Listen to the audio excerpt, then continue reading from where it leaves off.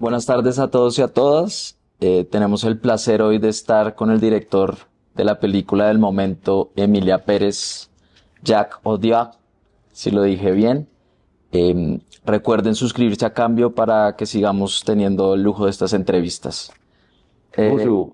Jack, ¿cómo estás? Sé que has dormido poco, que ha sido una jornada extenuante, así que, bueno, te agradezco mucho recibir a cambio.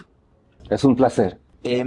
La primera pregunta que tengo es, cuando vi la sinopsis de Emilia Pérez, vi que era un thriller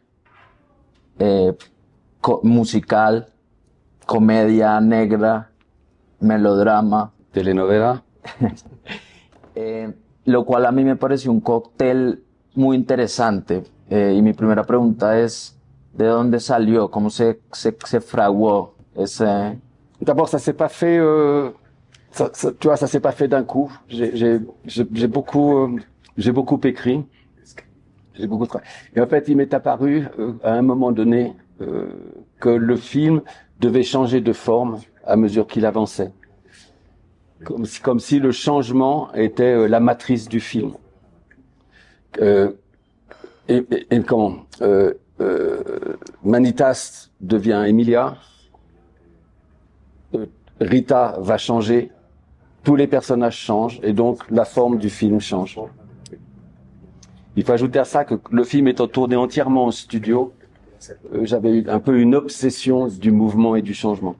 Parce que tu sais, le studio, parfois, tu peux être vite, serré, quoi. Es muy interesante que hables de que la película se hizo en un estudio, porque sé que no eres ajeno a las sensibilidades que ha tocado sobre todo el México, que se haga una película con el contexto mexicano grabada eminentemente en Francia, con solo una actriz mexicana y con la gran mayoría del staff francés. ¿Cuál es tu aproximación sobre esta respuesta que ha tenido el México, muy acalorada y, si se quiere, escandalosa? Il y a toujours ce danger ou cette critique d'appropriation culturelle ou de ce que tu peux. Moi, dès le départ, hein, les premiers textes que j'écris, c'est un opéra en 5 actes. Et que l'opéra n'appelle pas le réalisme. Ça veut dire que ça veut pas dire que j'oppose pas. Après, il faut que ce soit il faut qu'il y ait une vérité des sentiments, une vérité des situations, une vérité de ce que tu vas montrer. Mais ça n'est pas réaliste. Ça n'est pas réaliste. Et que je pense que alors, et je dois ajouter que j'ai situé la chose au Mexique, parce que d'abord je connaissais un petit peu le Mexique, que le roman dont est tiré le personnage était mexicain, mais j'aurais pu le faire en Colombie, j'aurais pu le faire au Brésil, j'aurais pu le faire en Italie, j'aurais pu le faire en France, et que voilà, j'ai laissé au Mexique avec quand même ce goût pour moi que j'ai même si je ne la parle pas, ce goût. Je voulais faire un opéra en espagnol. Voilà. Après, si les gens ont pu si certaines personnes qui l'ont vu se sont sentis outragés, je ne sais pas, j'en suis bien désolé. Mais moi, il y a plein de choses que je vois qui m'outragent et je peux en discuter. Les Mexicains vivent et savent des choses que, par exemple, en France, on ne sait pas, on ne vit pas. Que hors du Mexique, on ne sait pas. Moi, je sais que j'étais très très choqué par le fait divers des étudiants assassinés en 2014. Et ça a fait l'objet de 3 articles en France. Hein. Voilà. Et comme ça, moi, je me suis dit qu'un jour, voilà, si je pouvais faire quelque chose autour de ça, j'essaierais, ne serait-ce que pour savoir. Quand les gens dans les festivals voient le film, ils découvrent parfois quelque chose, tu vois. Digamos que la contracara de la crítica de la apropiación cultural reclama también que si nos regimos bajo esa idea, los artistas se tendrían de alguna forma que limitar a contar su pueblo, su familia, Sí. su país. Mais tu sais, dans ces cas-là, il faut faire des documentaires. de acuerdo.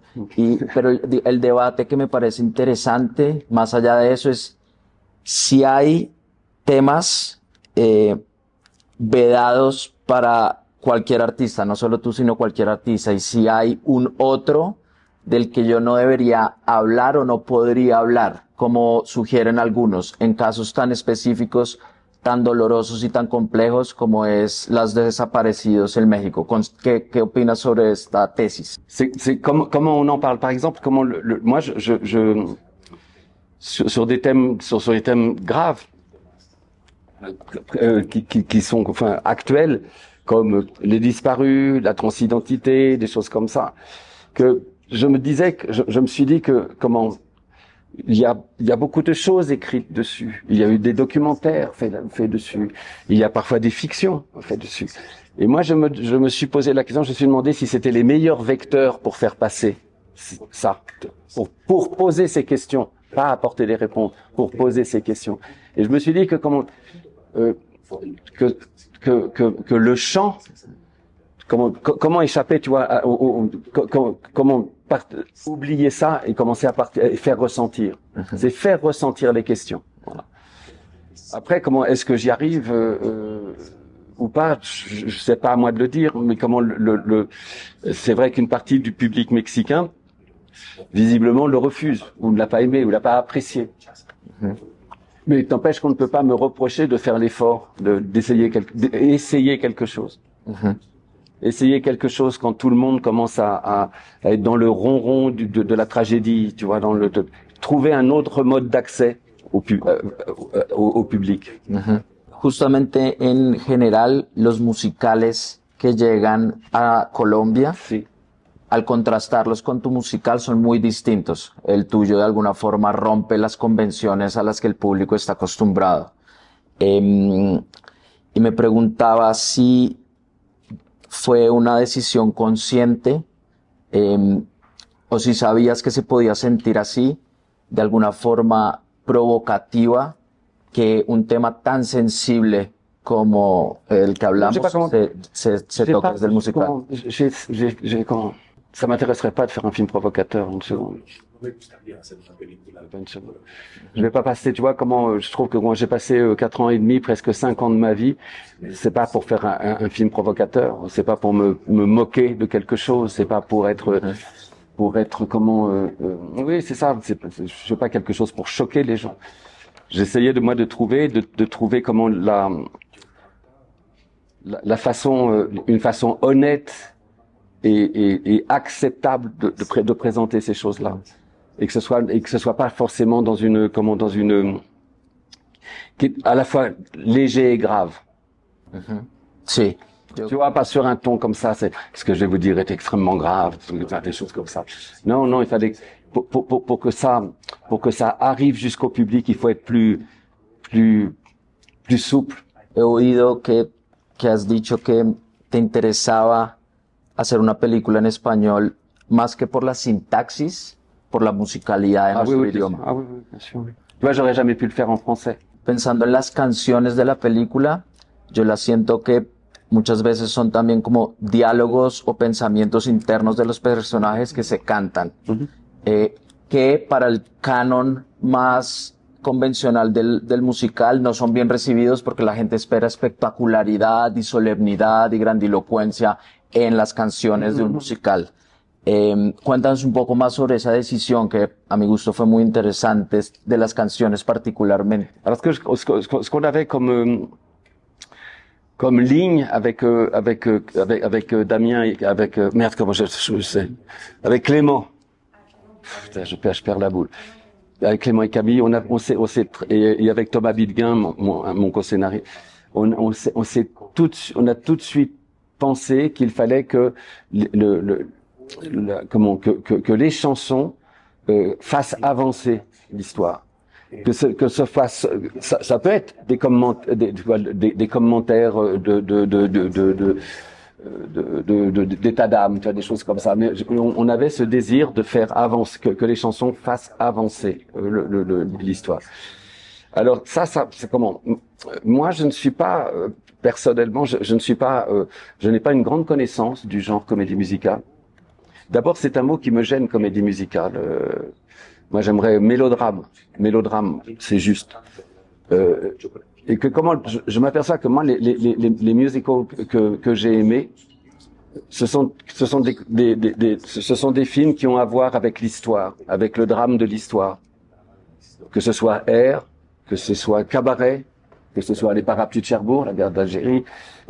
Je trouve que comment le musical est une bonne façon de raconter l'histoire. Pourquoi? Parce que c'est l'épopée, ça s'appelle de l'épopée. Esta es una película sobre la redención o sobre la ilusión de redención Oui. que toma, digamos, la decisión de cambiar de género y de sexo como una salida a un pasado atormentado. Y sin embargo, las críticas que he visto sobre la identidad o la transidentidad es que la forma en que se hizo fue un poco estereotipada, tomando en cuenta la muerte del personaje, que se lo esconde a sus familiares, que luego quiere volver, y con un énfasis excesivo para las críticas en el vínculo entre la transformación y la cirugía estética, que deja de lado, digamos, la profundidad psíquica que va más allá de eso. ¿Cómo te relacionas o qué tan satisfecho quedaste tú con esa construcción tan central para la película? Ce que je veux dire, comment, pour moi, c'est pas du tout comment, Emilia, quand Manitas est Emilia, et tout à coup Emilia apparaît, et pour moi, c'est pas comment, c'est la question que pose, après je parlerai de la réponse, la question que pose Emilia, c'est est-ce qu'on peut rompre le cercle de la violence inéluctable? Est-ce que cette violence masculine est inéluctable? Est-ce que cette violence du patriarcat est inéluctable?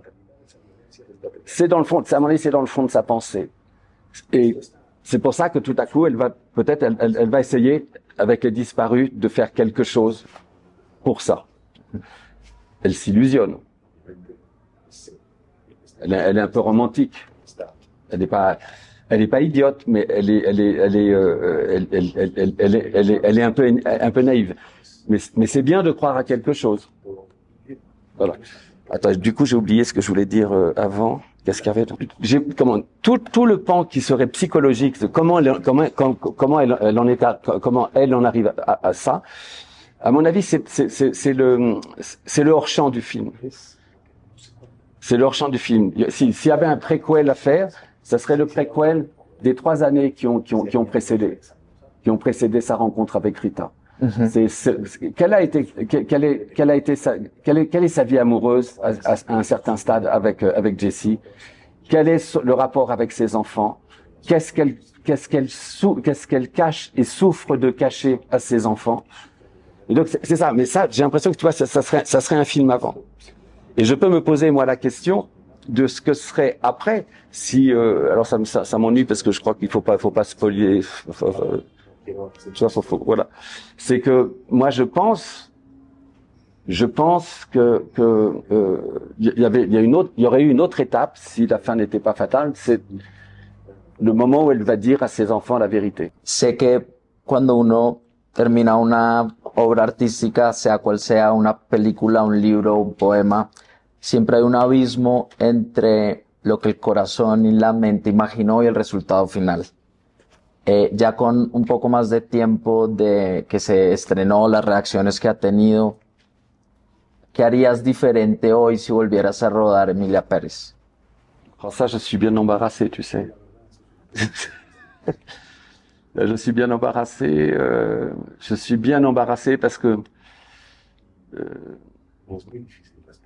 c'est quand tu as travaillé longtemps, beaucoup, comme ça a été mon cas, puis j'étais quand même pas le seul, sur une chose, tu as quand même épuisé beaucoup de thèmes, de solutions, d'idées. Et donc, moi je crois que moi je revois pas mes films. Et donc, quand je les ai beaucoup vus, quand tu les fais, tu le vois beaucoup le film.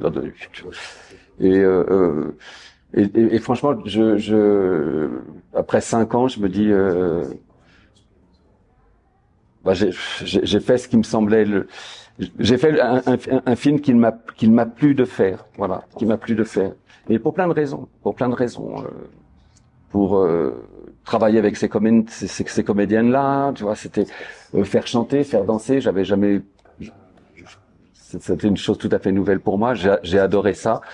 Et puis même travailler entièrement au studio, ce que j'avais jamais fait avant et que j'ai beaucoup aimé. Mais donc je peux pas dire ce qui me semble. C'est pas à moi de le dire d'ailleurs. C'est au public, aux critiques. Et ils doivent avoir raison. Doivent avoir raison. Mi última pregunta es con respecto al esfuerzo y al milagro que es hacer una película. Para bien o para mal, la influencia de las críticas y las redes sociales hoy en día tienen una injerencia superlativa a la hora de influenciar a las personas tanto para verla o no para verla. En mi opinión, es un desperdicio que a raíz de las reacciones acaloradas de las redes sociales la gente se censure a ver la película.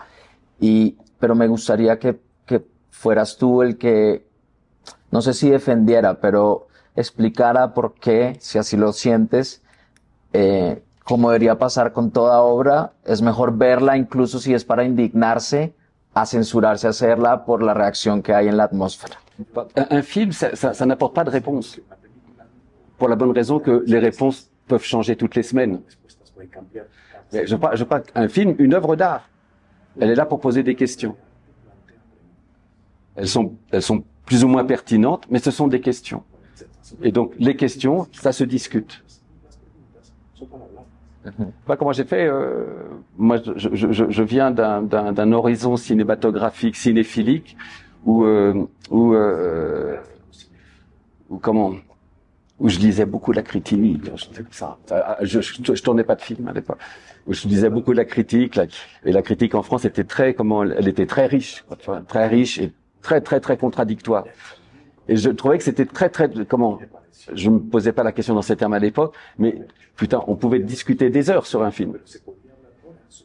Ça veut pas dire que tu vas changer d'avis au bout de la discussion, mais ça valait la peine d'en parler. Comme d'un essai philosophique, comme d'un roman, voilà. Moi je trouve que c'est l'intérêt de la chose. Alors, aujourd'hui, je ne sais plus si le cinéma a cette puissance-là. D'autres choses sont venues, les séries, tu vois, toutes ces choses-là, et que si ça ouvre des discussions thématiques, formelles, je trouve que ça vaut le coup. Las preguntas más interesantes son heridas abiertas para ti. Les questions les plus intéressantes? Ah oui, bien sûr.